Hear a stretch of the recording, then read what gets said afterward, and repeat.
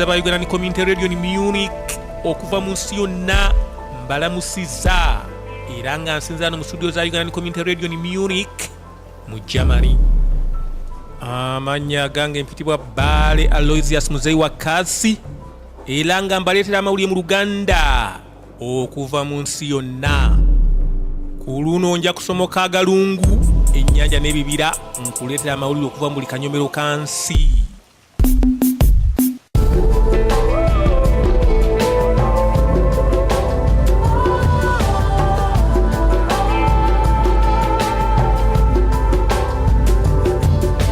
Omulundi guno nja kutandikira mu Central America mu ggwanga erimanyiddwa nga Peru.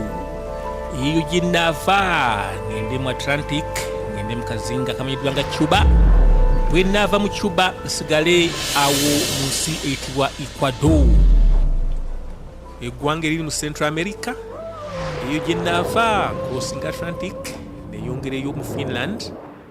Bwe nava mu Finland nkomeyo wano mu Europe era nsibire mu nsi eyitibwa Austria.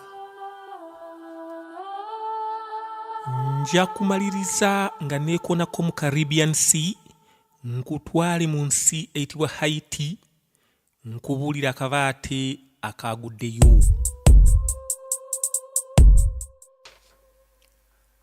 Amawulire ge tufunye okuva mu Peru gategeezezza nga poliisi ya Peru bwe yategeezezza nga abalambuzi abasembyeyo ku abo abaali balemedde mu kitundu kya Machu Picchu Pueblo bwe baanunuddwa. Abalambuzi abasoba mu 308 nga mulimu bannansi n'abagwira be baanunuddwa okuva mu kitundu ekyo gye bamaze ennaku 5 okuva omugga gw'omu kitundu ekyo oguyitibwa Vilcanota lwe gwabimba ne gwonoona oluguudo lw'eggaali y'omukka olwali ekkubo lyokka erituuka mu kitundu ekyo.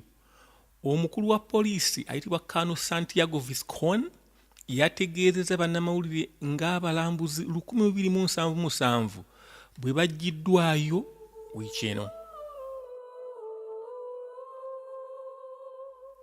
Amawulire ge tufunye okuva mu nsi eyitibwa Cuba gategeezezza nga obuyinza mu Cuba bwe bawadde abatuuze baayo emyezi 2 okuwandiisa emmundu zonna ze balina era ne bategeeza nti abo bonna abanaayita ebibuuzo by'abobuyinza balina eddembe okusigaza emmundu ezo. Kino tekisira kuba kya bulijjo naddala mu ggwanga erimanyiddwa nga Cuba eritakkiriza munnansi atali mu bitongole bikuumaddembe okukkirizibwa okuba n'ekissi mu nnyumba.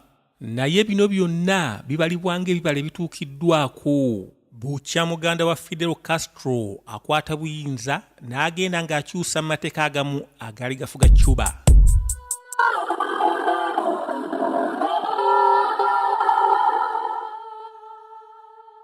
Bwe tukrossinze Atlantic ne tugenda mu nsi eyitibwa Argentina ne tusangayo amawulire agagamba nti omukyala akulembera Argentina President Cristina Fernandez amanyiddwa ng'omukyala atasirikira kimuli ku mutima ku mulundi guno yakawangamudde era n'alumiriza omumyuka we Vice President Julius Cobos nga bw'ateekateeka okutabangula Argentina nga n'ekigendererwa kye ky'okumwamulako gavumenti ye yeddiza obwa pulezidenti ng'omwaka 2011 tegunnatuuka. Mukyala pulezidenti yagambye nti omumyuka w'ono alabika nga kati yakulembedde mu bululu bw'okulonda kwa pulezidenti obw'omwaka ogujja afuuse mawale ateekateeka omumwamulako era nga kati enkola gy'akolamu si ya bumyuka wabula okubeera ku ludda oluvuganya.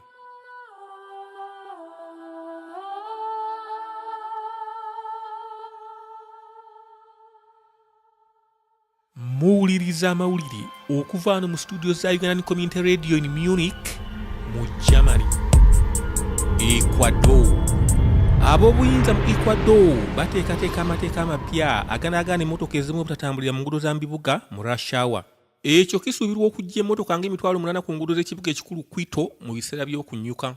Mwami Augusto Barrera ngono ye mmeeya w'ekibuga Quito yategeezezza ng'ekibuga bwe kiteekateeka okuwera ennamba z'emmotoka ezimu ku nguudo kyokka ng'ennamba ezo zikyusibwakyusibwa buli mulundi okusobozesa abaavuza eggulo obutavuga nkeera. Kino bwe kinaaba nga kikoze kirabika kiri mu kwerula etteeka eriteesebwako kati mu Ecuador ery'okussaawo ennaku ku buli muntu kinnoomu obutakkirizibwa kuvuga mmotoka.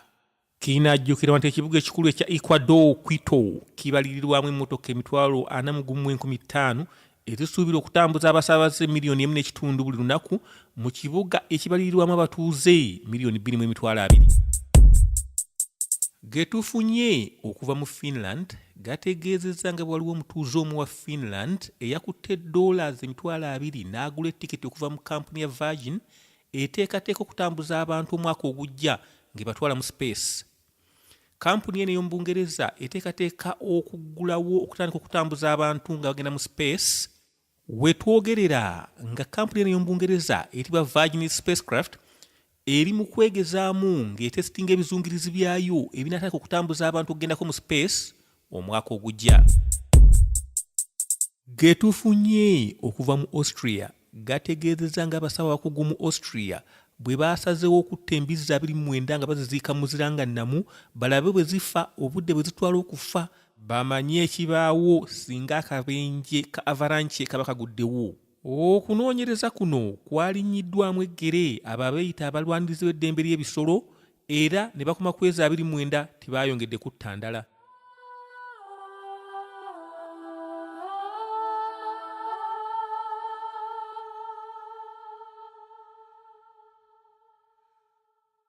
Akabaate kagudde mu nsi eyitibwa Haiti musisizisa byalo bwe yayise mu nsi eyo n'atwaliramu n'ekibuga ekikulu Port-au-Prince. Wetwogerera ng'omuwendo gw'abafudde gusobye mu 200 ate nga gukyalinnya. Ekibuga kyonna kumpi kyasaanyiziddwawo nga kwotwalidde ne ofiisi za United Nations nga mulimu n'abakozi baamu abafiiriddemu. Amawanga mangi geeyamye era gatandise okusindika obuyambi mu Haiti naye ng'ekiri eri tekyogerekeka. Emirambo gyasaasanidde ekibuga ekikulu era nga gimala gaggyibwayo ne giziikibwa buli wamu awatali kumanya ani gwe baziika wadde okubaako omukolo gwe bakola okumuziika. Bannaffe amawulire gakomyawo, musibe oba musule bulungi yonna gye muli mu nsi gye musinzira okutuuliriza.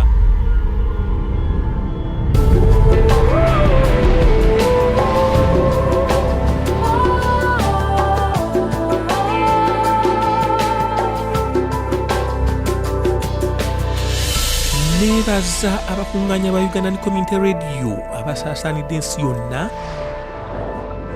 Nenvaawo ne nebaza abawuliriza, nenvaawo ne mmatiza abawuliriza nti n'okuva kati tujja kusobola okuwulira amawulire okuva mu nsi yonna wano ku radio yaffe Uganda Community Radio in Munich.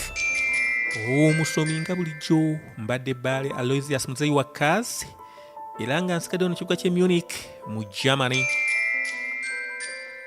Bulijjo okumanyanga ebisingawo musigale ku radio yammwe UCRM.